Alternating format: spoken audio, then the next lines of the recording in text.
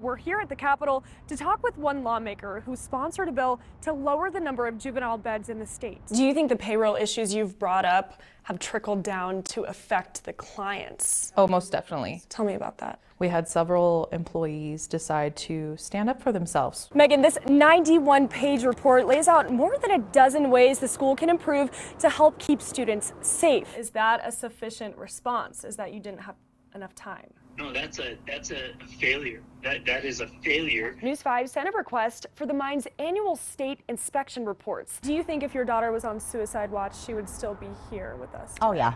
Oh yeah, because they would have been doing their job. This is off the record. Are we clear? Are we clear? We're rolling in an interview.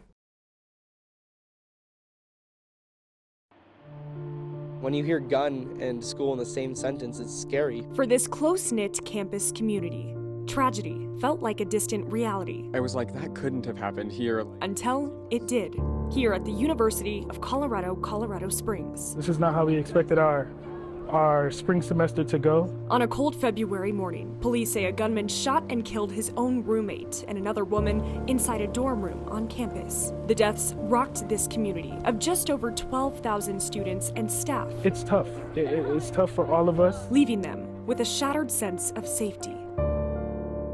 I felt sick. I felt like, again, this was the worst case scenario, the nightmare that I had spent a year saying we needed to do something about, and here we were. Arthur Simentel was the university's director of emergency management at the time of the shooting.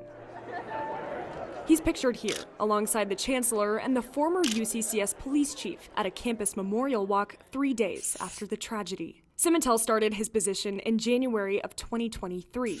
He says the emergency department he inherited was far from where it needed to be. UCCS has a great name traditionally within our community, so I was expecting their program to be more advanced. And what I inherited was, I jokingly say, a pile of rubble. His first concern was the university's emergency operations plan, the cornerstone document defining who is supposed to do what during a crisis. The university says the plan was last updated in 2016. Basically, we had a plan that was collecting dust or on a shelf somewhere, and so it was useless. It was worthless. The 3 other institutions, part of the CU system, last updated their emergency plans in 2023 and 2024. Simentel says in May 2023, several months into his job at UCCS, he provided an updated emergency plan to campus leaders. I was constantly badgering and trying to get this thing signed off, but it was continuously just pushed to the side, right, delayed. The university says the plan is in the process of being revised. You have a lot of people that don't know what to do, that aren't trained or able to act quickly. Simentel also says he had concerns about years-long gaps in emergency training at the university. I can say confidently that there's not a lot of records in place to support that they tested or trained parts of their emergency operations plan as the director of emergency management because it didn't happen. We requested documentation of all UCCS emergency training records going back to 2014. The documents we got back show the university had not done any emergency operations center exercises in 2020, 2021, and 2022. The university says that's because the campus was remote during the pandemic and did not fully return to campus until the fall of 2022. The records do show active shooter and emergency preparedness training was given to dozens of campus groups from 2014 to 2017. But documentation of those trainings thins out from 2018 to this summer. I asked UCCS for a sit-down interview with the chancellor to go over the emergency training records I got back. They declined my request. A campus spokesperson says UCCS has yearly hazardous materials training, fire drills each semester, annual residence assistant training, and regular exercises with different scenarios to practice emergency response. However, Simentel says the university's response during the February shooting and in the weeks after was chaotic. So everything from crisis communications, the sheltering, the care, the alerts and warning, the follow-up, all of that, the messages that were going out to the media, the community, some students or faculty members or staff or people that were on campus that reportedly complained of not getting communications or knowing that the shooting had happened.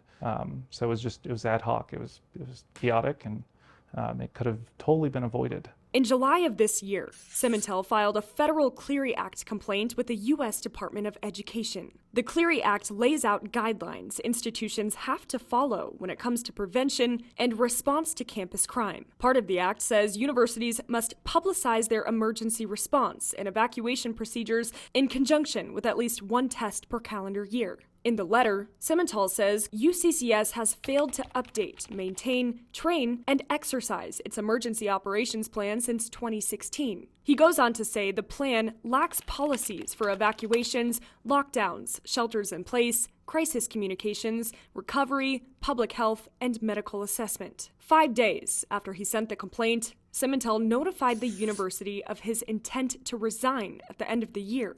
The next day, UCCS Deputy Chief of Police Clay Garner sent a response saying, "I have decided to accept your resignation effective today." So with that, I end up leaving UCCS a bit earlier than planned. The university didn't agree with prioritizing preparedness and emergency management or supporting me in enacting those changes. We took Simmental's concerns to the Clery Center, a national nonprofit that helps institutions comply with the Clery Act. Abigail Boyer, an associate executive director for the nonprofit, says universities have to test their emergency plans at least once a year, but what's considered a test is up to the college's discretion. There's flexibility in how they want to do that or what that looks like for that specific campus, but certainly the expectation is that the people who are responsible for implementing the policy would know how to do that and how to do that well. UCCS is going to be in a world of hurt for a while. Because of where they're at, it's probably going to be several years before they'll be able to catch up and truly be prepared. Prepared for something he hopes never happens again. I carried guilt for a long time, and that's part of what drove me to report with the Department of Education, was the guilt that, things could have been better. It could have gone a lot better. I reached out to the U.S. Department of Education to ask if it's investigating Simmental's complaint. A spokesperson says it cannot confirm any ongoing investigations. UCCS sent a statement saying, "It's important to note that the individual who has filed the complaint is the individual who oversaw the university's crisis response. In regard to our own assessment, the university proactively engaged a neutral third party to review our campus response related to the event to learn all that we can. When that report is complete, we will publicly release an executive summary of the findings." In Colorado Springs, I'm Maggie Bryan, News 5. First up tonight, it's a crime trend we're seeing across the city of Colorado Springs: smash and grab burglaries. These surveillance videos are from just a few of the dozens of businesses that have been hit so far this year. In each of them, you can see people use vehicles to smash through the front of the store, grab merchandise, and leave, oftentimes in another car. Colorado Springs police tell me most of these suspects are teenagers using stolen cars. I sat down with local law enforcement to talk about why this is happening over and over again and what can be done to hold these juveniles accountable and provide relief to business owners. Yeah, I've heard of them hitting liquor stores, pawn shops, gun stores, vape shops, almost everything now. You don't know who's safe anymore, As he clears out what's left of his store, Dutch Knudsen knows the best step forward for his business is to take a step back. Yeah, those are the cases that they had smashed. He's closing his vape shop on South Academy Boulevard after it became a target in an overnight smash and grab back in July, causing nearly $70,000 in damages. The surveillance video shows a group of people smash a car through the front of the store, shove merchandise in bags, and leave. The first thing that caught my attention was how little the driver was. Barely came up to the mirror on that Kia, and it was a little kid driving that thing. A surprising sight that's now not surprising at all. If you want to give me your ID, I'll go ahead and make a copy real quick. And is the address on there current? Wonderful. Spartan Defense, a gun store on the northeast side of the city, was hit in August. So this is right where it happened, right here. Store manager Stephen Kinder says a group of 4 juveniles used 2 stolen vehicles in this crime, one to smash through the store and the other as a getaway car. They were able to move the boulder out of the way. It took them about 20 minutes to actually get the car up on the curb. They rammed the wall right here. It took 4 hits. He says the suspects stole 15 guns. This is a very, very, very serious thing that they're doing. A very serious crime that keeps happening. Police say so far this year, there have been 40 smash and grab burglaries across the city, including a few in unincorporated El Paso County. Most of them have happened along Academy Boulevard. Police say juveniles are suspects in the vast majority of these burglaries, with almost all of them involving stolen Kias or Hyundais. So far, CSPD says officers have identified 19 juvenile suspects and arrested 11. 4 of those arrested are being held at a youth detention facility, while the rest have been released until their next court date. I sat down with the Colorado Springs police chief, who says many of the juveniles released are back out on the streets committing more crimes. When we go back and recontact them and rearrest them, to them, they are so often telling our detectives, okay, yeah, I'll be out and I'll be doing this again tomorrow. The Division of Youth Services says a teen will be held in a detention facility if they're considered high risk to others or a flight risk. Once in detention, the teen will appear in front of a judge within 48 hours to determine next steps.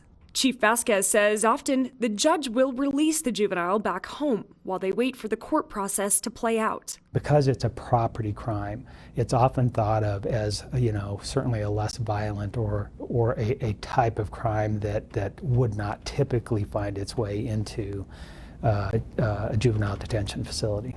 Even though it could be a felony. Even though it is going to be a felony, absolutely. These kids are put into juvenile detention for a very short amount of time, and then they are typically released right back into the same situation in which they came from. So if they have a bad family life that isn't, they don't have parents that are engaged with them, it's creating this revolving door with juvenile justice. 4th Judicial District Attorney Michael Allen says the issue revolves around limited space at youth detention facilities. We reported on this back in March. A bed cap limits how many juveniles can be held at detention facilities across the state. Over the years, that number has been cut by more than half to 215 beds today. The Pikes Peak region is given 27 beds at the facility in Colorado Springs. What we know now is that we're almost always operating at capacity, meaning that there's always 27 kids in custody.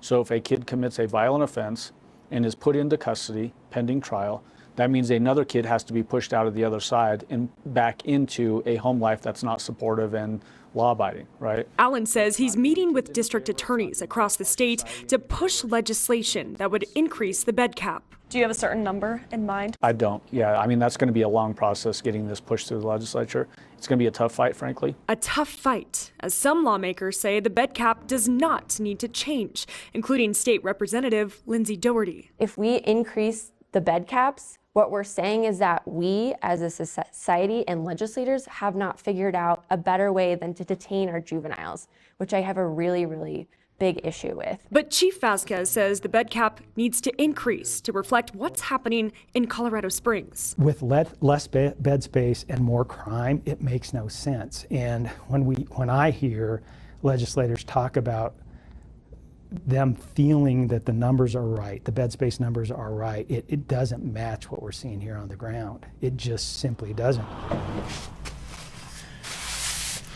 As the crime trend continues, business owners are doing what they can to protect their stores. We've put in harder physical security measures, concrete and steel bollards, things like that. Knudsen is still operating his second store location on North Academy. I've been parking my truck there at night ever since July. An idea other business owners have also tried, hoping to block criminals from ramming vehicles through the glass. But as you see in this surveillance video from a smash and grab this week in the Rockrimmon area, the suspects used a boulder to break through instead. They're children playing very adult games. The routine crime is no longer surprising to business owners who say they're ready to defend their stores if they have to. Honestly, the kids that are doing it, it's like they're eventually going to grow older and they'll be able to be tried as adults for some of this stuff. And if they don't, they're likely going to get shot.